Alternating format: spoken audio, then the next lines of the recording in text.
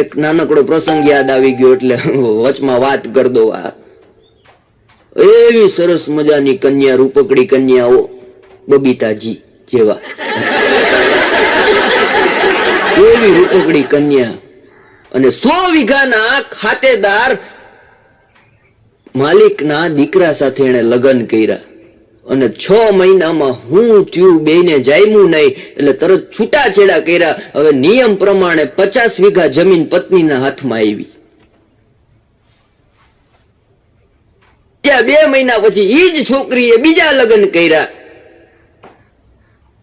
50 વીઘા જમીન હતી એની સાથે 3 મહિનામાં જામ્યું નહીં એટલે ત્યાંથી છૂટાછેડા કર્યા. 25 વીઘા જમીન હાથમાં આવી.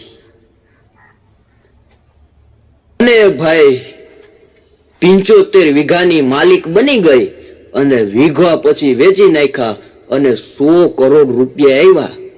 એ 100 કરોડ રૂપિયા જોઈને અમેરિકન કોઈ એને પરણવા માટે આવ્યો, અને અમેરિકા હારે પરણી ગઈ, અને અમેરિકા પાસે આજે 200 કરોડની પ્રોપર્ટી છે.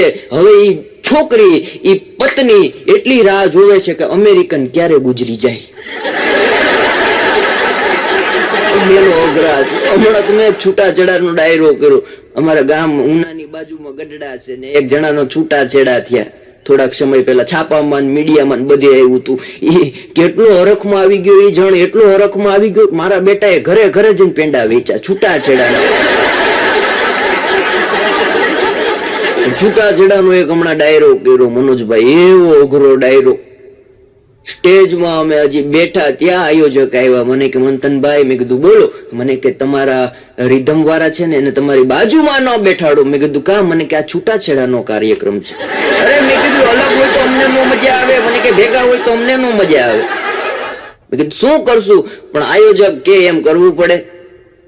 મને કે જુઓ, તમારું ટેબલ અહીંયા છે, બેન્જો વાળાનું ટેબલ સામે છે, તબલા વાળાનું ટેબલ આ સાઈડ છે, ત્રણેયને જુદા બેઠાડ્યા. કાર્યક્રમ કર્યો. કાર્યક્રમ પછી મને કે હવે જમવા હાલો, એટલે જમવાની લાઈનમાં હું ઉભો રહ્યો. ડીશ ની અંદર મને પેલા સંભારો આપ્યો. પછી મને કે પાછળની સાઈડ છે ને, એ કે શાક નું કાઉન્ટર છે. એટલે હું પાછળની શાક લેવા ગયો. શાક લીધું. મેં કીધું પૂરી કે રોટલી ક્યાં છે? મને કે સામેની સાઈડ છે. 4 દિશામાંથી આખી થારી મારી ભરાણીઓ.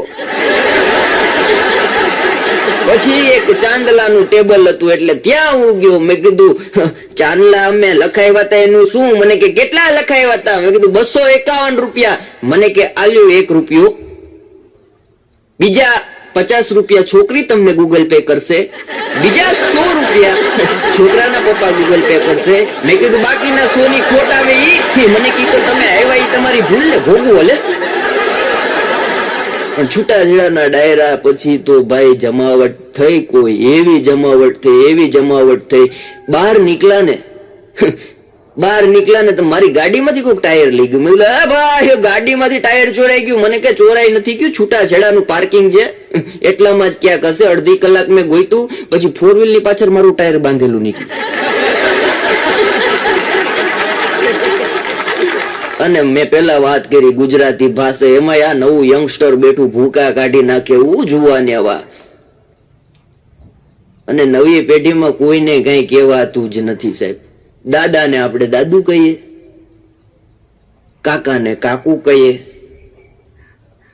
જીજાને જીજુ કહીએ. મારું બેટું ફુવાનું કઈ ન થાય એમને વાટા મારતા હોય. પણ જેની પાસે ચા મંગાવો સાહેબ, જેની પાસે ચા મંગાવો અને કોફી આપે ને, એ તમારી બેન હોય. ચા મંગાવો અને કોફી આપી જાય ઈ તમારી બેન હોય. ચા મંગાવો અને દૂધનો ગ્લાસ આપી જાય ઈ આ જગતના ચોકમાં તમારી માં હોય. અને ચા ને કોફી ને દૂધ ને શરબત ને કાંઈ પણ મંગાવો અને અડધી કલાક સુધી કાંઈ ન આપી જાય, એક માત્ર ધર્મપત્ની હોય.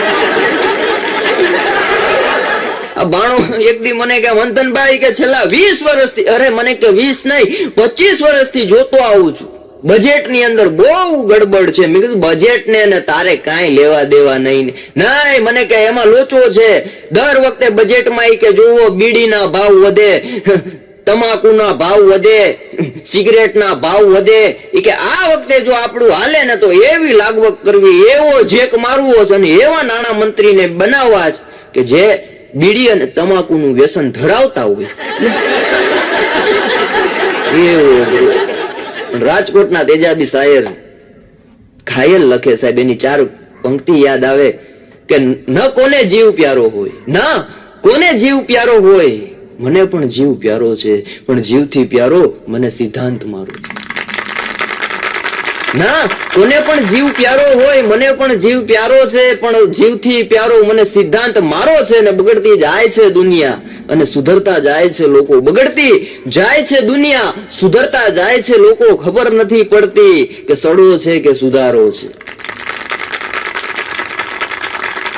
અને ડાયરામાં અમે વર્ષોથી ગુજરાતના તમામ કલાકારો, સૌરાષ્ટ્રના તમામ કલાકારો રાતદી ગરા ફાડી ફાડીને કે આ જગતના ચોકમાં છોકરાઓ જો એના વ્યસન મૂકી દે અને દીકરીઓ એની ફેશન મૂકી દે ને તો આ ભારત દેશ મહાસત્તા પર આજની તારીખે બેઠી જાય. પણ અટાણે પિક્ચર એવા આવે. હા, હોલીવુડ ની અંદર એવી હિરોઈન કપડા પહેરીને આવે, એ કપડા પહેરીને આપણે બાણ મંદિરમાં જતા, યાદ કરો, વડીલો બેઠા એવા કપડા પહેરીને. સુરત શહેરમાં મારો એક કાર્યક્રમ રાખેલો અને એ પાછું સ્કૂલની અંદર, કોલેજના પટાગણમાં. મને કે તમારે 1 કલાક બોલવાનું છે. કાંઈ વાંધો નહીં, આવીશ.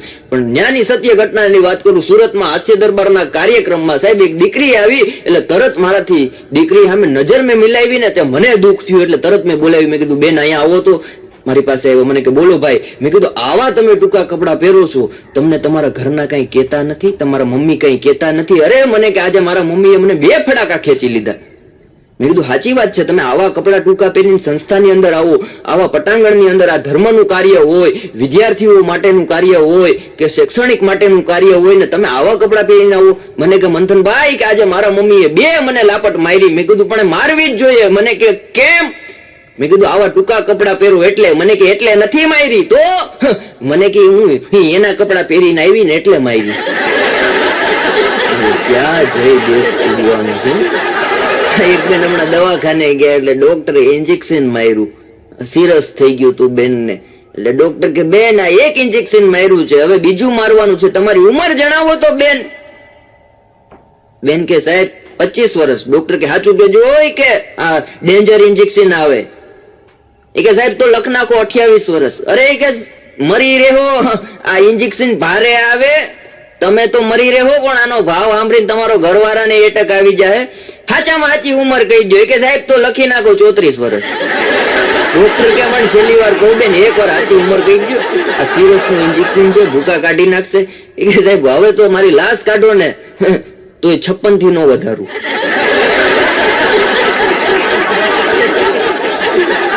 અને મારું તો માનવું છે, હા મારું તો માનવું છે, જગતમાં મોટી ઉંમરની બહેનો હોતી જ નથી. જેટલી બહેનો છે બધી પોતાની નાની ઉંમરની જ સમજે છે. અને બધી છોકરીઓ, બધી સ્ત્રીઓ, બધી બહેનો અટાણે એક્ટિવા હાકે છે. પુરુષોના તમે એક્સિડન્ટ થતા જોયા હશે. 100 ગાડી જાતી હોય એમાંથી કદાચ 20 ગાડી પુરુષોની ભટકાય, પણ 100 ગાડી જાતી હોય એમાંથી એકાદી સ્ત્રીની ભટકાય, બાકી સ્ત્રીઓ ભટકાતી નથી. કારણ કે એને બીક છે એટલે એ ગાડી જાળવી નાખે છે. કદાચ જો એક્સિડન્ટ થઈ ગયું અને કદાચ ન કરે નારાયણ અને આપણે ગુજરી ગયા તો બીજે દી છાપામાં અને ન્યૂઝમાં આપણી સાચી ઉંમર છપાઈ જાય. બોલો બેનો નિરાતે નિરાતે ગાડી આવે. હમણાં તે કોર્ટમાં એક બાપાને જજ ખીજાવા મળ્યા કે તમને ખબર નથી પડતી, એટલી મોટી ઉંમરના ત્યાં 75 વર્ષના હાલી હકતા નથી, લાકડીના ટેકે ટેકે તમે અહીંયા આવ્યા, તમને ભાન નથી પડતી કે નાની દીકરી ગાડી હાંકતી હોય ત્યારે રોડ વચ્ચે ન અવાય?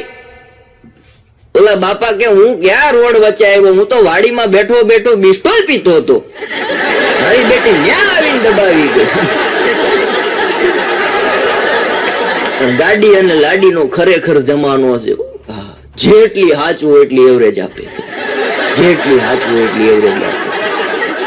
અને તમે અત્યારે જેટલા પુરુષો બેઠા સાહેબ, આપણે 10 લાખની કે 15 લાખની ગાડી લઈએ ને એટલે આપણા વિરોધીઓ, આપણા દુશ્મનો અને આપણા પાડોશી તરત બીજે દી પ્રાર્થના કરતા હોય જલ્દી ભટકાય તો સારું.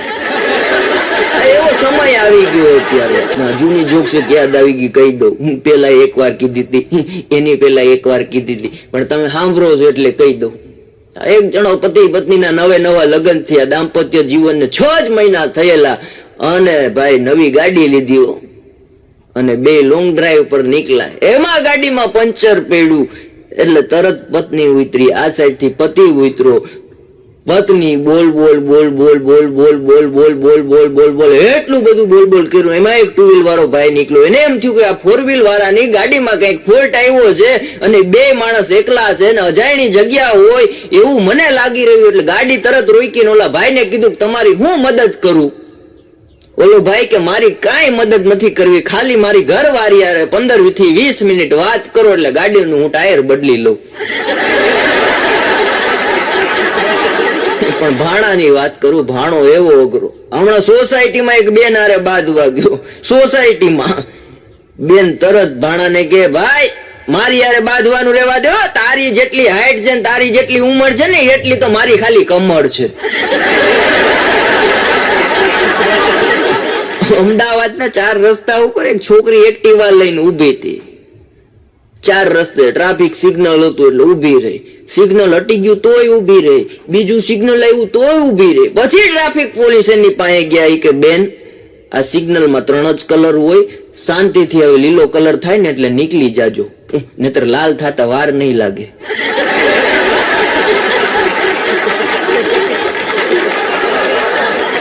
ભાણો છે ને અઘરો. એક દી એની ઘરવાળી કાલે કે મારે મંથનભાઈ અરે સવારે 7 વાગે અમારે રાજકોટ જવાનું છે, તું મને જગાડી દેજે.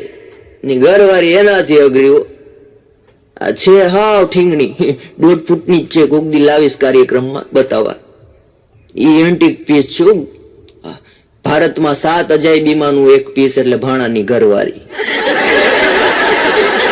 ભાણું કે કાલે કે મારે મંથનભાઈ અરે કે કાર્યક્રમમાં રાજકોટ જવું, તું મને 7 વાગે ઉઠાડી દેજે. એની ઘરવાળી કે 7 વાગે ઉઠાડી દઈશ પણ તમે મને પેલા 6:30 ઉઠાડી દેજો. ભાણાને હમણાં કંપનીમાંથી ફોન આવ્યો, હમણાં હાવ નવરો હતો કોરોના પછી. કંપનીમાંથી ફોન આવ્યો કે નોકરી માટે જરૂર છે. ભાણો કે કાંઈ વાંધો નહીં, શું કરવાનું? કે તમારે પેલા ઇન્ટરવ્યુ દેવાનું. ભાણો કે કઈ જગ્યાએ આવવાનું? કે આ સરનામે અમદાવાદમાં આવી જાજો. ભાણો બસમાં અહીંથી અમદાવાદ ગયો, અમદાવાદ કંપનીમાં ગયો એટલે કંપની વાળાએ તરત કીધું કે અમારી કંપનીની જે પ્રાઇવસી જાળવી શકે એને અમારે અહીં નોકરીએ રાખવાના છે. ભાણો કે એમાં તમારે મારી પાસેથી કે કઈ બીજી વાત જ કરવાની નથી, તમારે કઈ બીજું ઇન્ટરવ્યુમાં પૂછવાનું નથી. કે સાહેબ જો મારા લગ્ન થયા એને 3 વર્ષ થયા, આજની તારીખે ધાબા ઉપર હું ને મારી પત્ની બેઠા હોઈએ, કે બપોરના હું ને મારી પત્ની જમતા હોઈએ, કે કદાચ હું ને મારી પત્ની રાતે વોકિંગ કરવા ગયા હોઈએ અને મારી ગર્લફ્રેન્ડ નો મેસેજ આવે તો આજ સુધી એને ખબર નથી પડી. કંપની વાળા કે તું આવતો તારાથી વધારે કંપનીમાં કોઈ પ્રાઇવસી જાળવી શકે નહીં વાલા. અઘરો ભાણો. એક દિન ઘરવાળીને કીધું દૂધ ઉભરાઈ જાય છે, શાક બરી જાય છે, રોટલી કડક થઈ જાય છે, તારું ધ્યાન ક્યાં હોય? એની ઘરવાળી કે ઇન્સ્ટાગ્રામમાં.